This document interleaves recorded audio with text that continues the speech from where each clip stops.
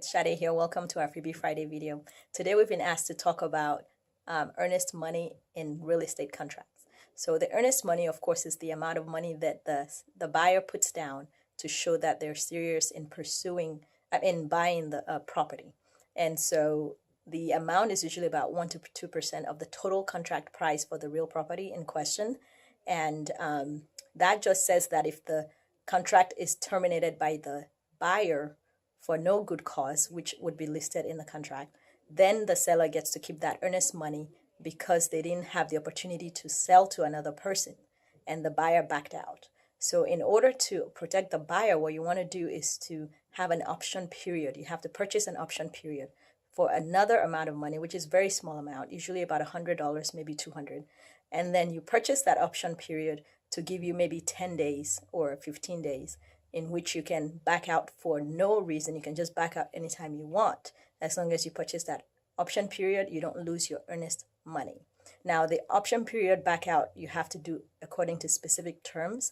It usually says you have to back out by 5 p.m. on that last day that you have. So make sure that you deliver the termination in writing and do it according to the terms of the contract. Otherwise, you stand to lose the earnest money.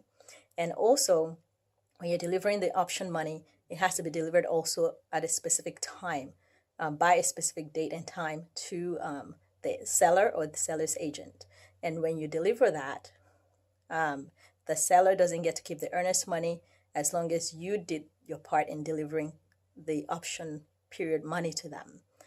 Because even if they don't cash it, you've already done your part in delivering it. So make sure that you're following the terms of the contract strictly when it comes to termination.